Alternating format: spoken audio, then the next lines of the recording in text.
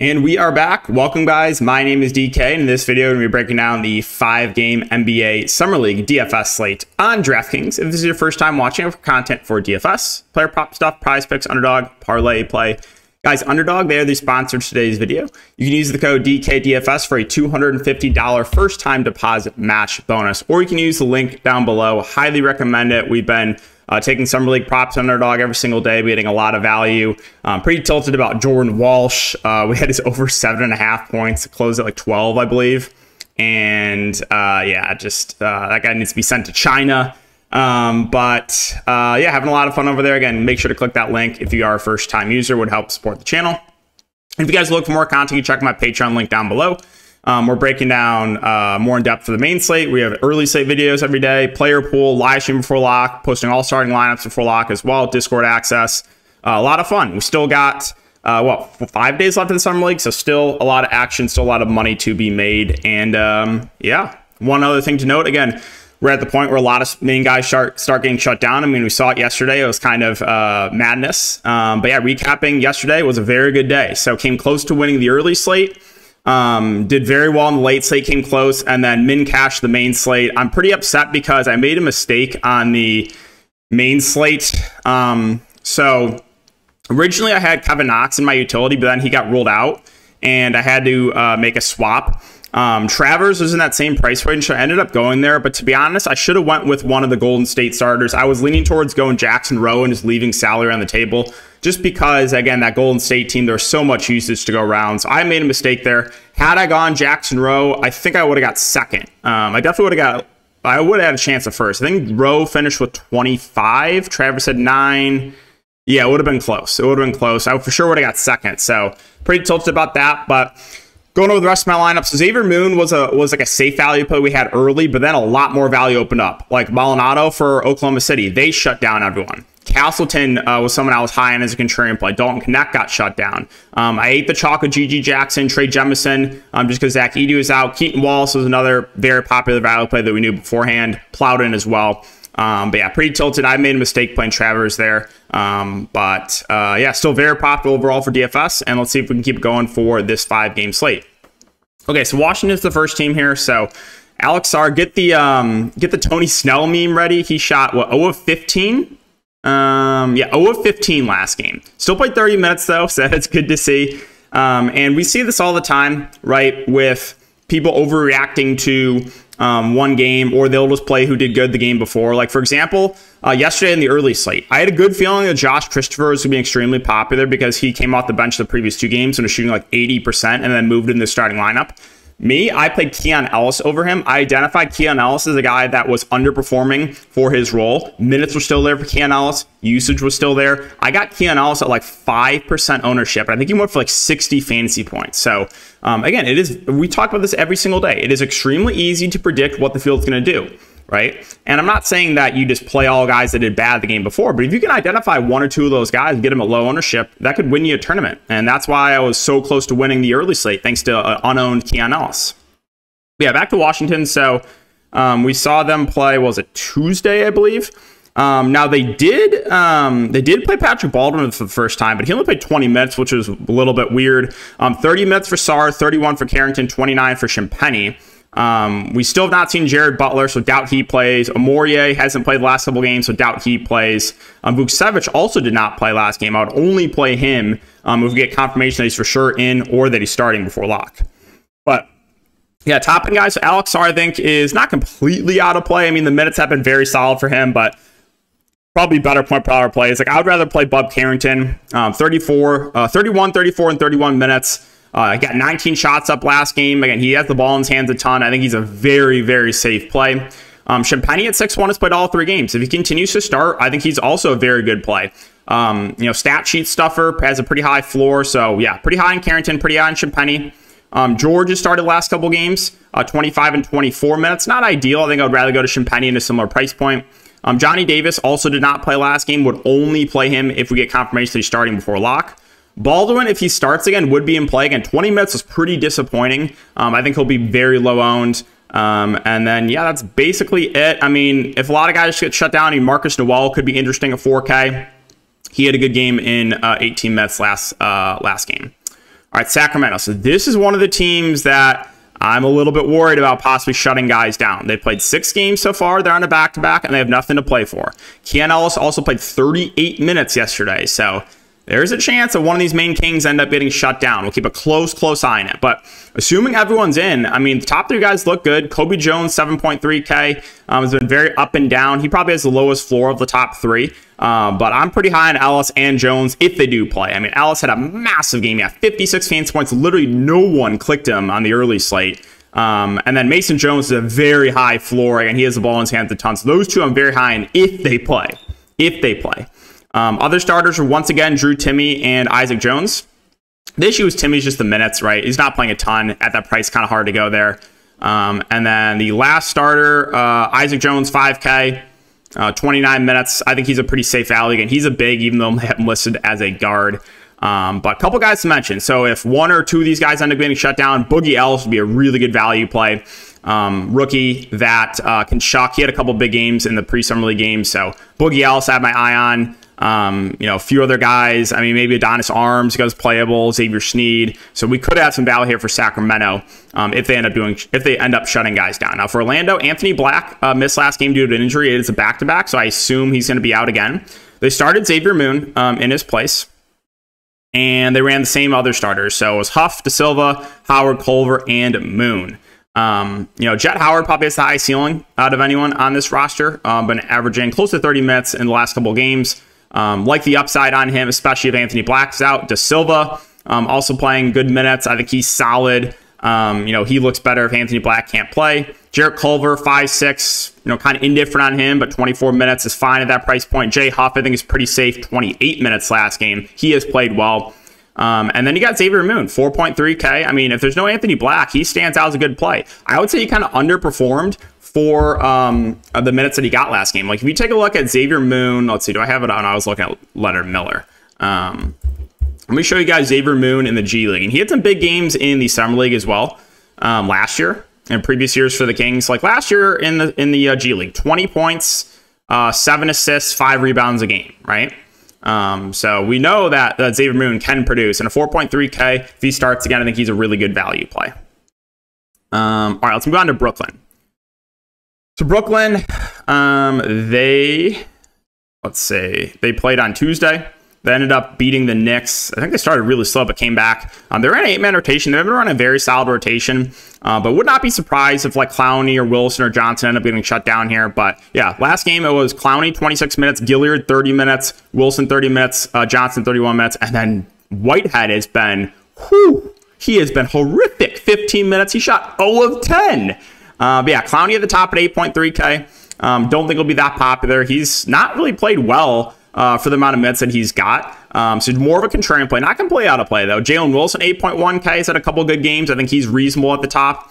Johnson at 7.2. I didn't have the best shooting game, but he's also the cheapest of the top 3 guys. Probably the easiest to get to. Also has shooting guard, small forward eligibility. Whitehead, this is what I want to mention, man. 1 of 12, 3 of 12, 0 of 10. So what? He is 4 of 34? 4 of 34, right? 12 plus 12, 24, 10. Yeah, 4 of 34 shooting. I mean, I haven't shot a basketball in probably over a year. I could definitely do better than that in game. Other starter, Gilliard, he had 7 steals last game. Obviously, you can't expect that again, but he is a guy that all of the ball in his hands a good amount. If a couple of these guys end up getting shut down, there's a few guys out on my eye on. The 2 Martins, Jalen Martin, 4.7K. But averaging like low to mid 20s minutes off the bench. He can put the ball in the bucket. Tyrese Martin, good point per minute player. If he gets extended, he would look good. Zylan Sheatham, again, he's kind of like a Draymond Green-esque. He went for 4, 8, 3 last game, right? That's just kind of what he does. Stuffs the stat sheet. So, yeah, could be some interesting plays there. Some guys getting shut down after the Lakers. So, Dalton Knecht did not play. I'm pretty sure he'll just be done for the Summer League. I mean, you never know. He could come back. I want to go back and read the quote from the beat writer, but let's see if they have it on here. Yeah, it was just rest, won't play. Giving him some rest due to volume and practices. Okay, so there's a chance he could play. There's a chance he could play today. But yeah, Lakers ran Castleton, Trarer, Lewis, Bronny James, and East as their starting lineup. So if Connect is back, obviously like the upside in him, 30 and 35 minutes over the last couple of games. Castleton would look better if Connect is out. He had a really big game last time out. Stuff almost a triple-double for Colin Castleton. And then you had Sean East start, 4.2K. I had a lean that he probably would start after he played well off the bench last game. If he starts again, I think he's a fair value play. Bronny James had his best game in the Summer League, I would say. 5 of 11 shooting, but still 5K. Moses Brown missed last game. Maxwell Lewis is 5'7". 20. The minutes have just been a little bit concerning there for him. Kusei played 23 minutes off the bench. Hinton played 19. That was about it. All right, Cleveland. So they're in a back-to-back. Don't even get me started, man. I got Cavs money line at plus 100. Because I knew Jackson Davis and Podziemski were out. The books did not. It moved all the way. I think it moved. I don't know exactly what it closed out. I would assume Cleveland, like 5 or 6 point favorites would be my guess. I didn't look exactly, but it was a fully healthy Cavs team against the Warriors scrubs. Again, Kevin Knox was also out. There's a lot of guys out for Golden State, and Golden State could not miss a shot. The scrubs blew out a fully healthy Cleveland team. I can't, man. I can't. But Cleveland's another team. They're on a back-to-back. I'm a little bit worried about some of these guys. The guy I'm most worried about would be Craig Porter Jr., right?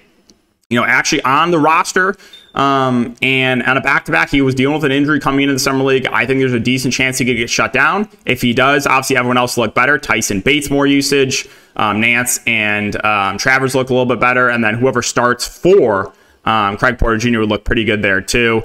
Maybe it would be Dennis would be my guess, but they could go a lot of different directions. So, but assuming everyone plays, I think CPJ is the high ceiling. Tyson, Bates, Nance, and Travers would all be solid plays at their respective price points, but would not be surprised if CPJ or even more end up getting shut down here for the Cavs. Clippers. The Clippers have been running a pretty deep rotation so far in the Summer League. It's been disgusting. But yeah, let's take a look at last game. So last game, they played, what, 1, 2, 3, 4, they played 10 guys. Minutes were a little better for the starters this time around. I played Diabate at low ownership, and here's what I'm talking about, guys, for DFS, right? 17 minutes 2 games ago, he got benched. Absolutely no one clicked him this game on the main slate. And I was like, okay, if he starts again, I think there's a decent chance he plays mid to high 20s minutes and no one will click him. And what did he do? 27 minutes, 37 fantasy points, and no ownership. So you have to, don't just box for a watch. If you can just, you know, look at guys that maybe have underperformed or had a bad game the game before, they're going to be low on the next day. I can almost guarantee you that. But yeah, Miller's been the most consistent out of anyone for the Clippers here. 30, 29, 28 minutes, solid option there at the top. Kobe Brown has underperformed for the amount of minutes that he has gotten. He had a decent game last time out. Will be interesting to see what the ownership is. I expect Miller to be a lot more popular than Brown. And then Diabate, if he starts again, I like him. Listen, game 2 was a bit of an outlier. He should play mid to high 20s minutes. He averaged a double-double in the G League. Decent shot blocker, even though he has not blocked any shots, surprisingly, so far in the G League, or in the Summer League. So, like Diabate. Christie started again, played 27 minutes. You know, kind of just there. Don't love the price point on him. The other starter was Dennis. He started over Hudgens. He played 24 minutes. If he starts again, I think he's a fair value play. Off the bench, nothing really to note there. So let's move on to the Jazz. So the Jazz, it's the back-to-back. I don't think anyone sits. I mean, the guys that would be the most likely to sit probably would be some of the vets, maybe like Lofton off the bench or Baisley, but I'm pretty sure they're going to continue to run out like Williams, Hendricks. Maybe Hendricks could rest, but like Williams, Filipowski, Collier, I think those guys will still end up going. But yeah, same starting lineup as last game. 28 minutes for Williams, 29 for Hendricks, 26 for Filipowski, 29 for Collier, 21 for Kinsey. Yeah, Hendricks 7'8", Williams 6'9", both solid options. Hendricks had a pretty big game last time after kind of underperforming the game before. Williams, the minutes have been solid on him. Production's been a little bit up and down, but a reasonable price point. Sensabaugh out for the Summer League. Collier, 5.8K, underperformed last time out, but still playing the point guard. Still should play around 30 minutes. I like him for value. Filipowski, if he starts again, I think is a good value play. He had his best game of the Summer League last time out. Lofton, if he comes off the bench, is in play. Shot 1 of 8 last time out. But I think he could sit. I think there's a chance Baisley could sit off the bench. It's possible. Is there anything else to mention really for the Jazz? Not really. You know, if a couple of those guys rest, Armando Bacot probably went to the rotation of 4-7. Keyshawn Justice has been in the rotation. He would look a little bit better if like Lofton or Baisley get shut down. And finally, Minnesota, Houston. So Minnesota, we saw them play on Tuesday. They lost a close one to the 76ers. But they have a pretty solid Summer League roster, and they ran a very nice rotation last time out. 30 minutes for Leonard Miller, 30 for Minot, 32 for Dillingham, 35 for Nix, 29 for Shannon. I think they still have an outside chance of making the championship game. They're 2-1. But yeah, Dillingham at the top at 8.5K. I think is fine. If they end up shutting down maybe like Minot or Miller, he would look a lot better. Minot and Miller, though, I think are my favorite options here. 7-6 for Josh Minot and 6-5 for Leonard Miller. Both look good. Now, Leonard Miller, I really wanted to play him last time out, but so here's what happened to Leonard Miller. He got injured here. Eye injury, did not return. But the next game, he only played 17 minutes in a competitive game, too.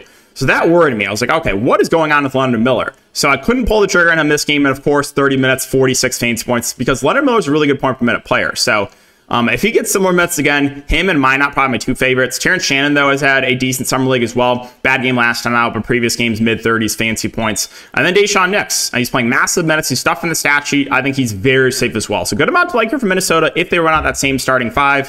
If a few guys end up getting shut down, maybe Heafy becomes viable. He's played off the bench. Maybe a Clark becomes viable. Jesse Edwards been playing the backup 5, 4.7K. He's not a bad point per minute player. So, yeah, we'll keep an eye on that. And then finally, Houston. So Cam Whitmore should be done for, confirmed done for the Summer League. So that's going to change some things up here for Houston. So let me bring up their rotation last game. What they played against the Pistons. Yeah, they surprisingly lost. They ran the same starting lineup: Dante, Whitmore, Griffin, Shepard, and Williams. They've been running a very tight rotation. Still, Orlando Robinson playing big minutes off the bench. My guess is with Whitmore out,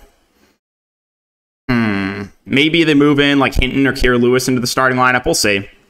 But yeah, Reed Shepard without Cam Whitmore, I think looks like a pretty good spend up here at the top. Should be the clear go-to guy, 8.9K. So like Shepard, a good amount there. Orlando Robinson's been playing the backup 5, but he's been way more productive, and he played way more last game, played 28 minutes. 8.8K, though, that price is up. Not completely out of play, but would like him more if he starts, obviously.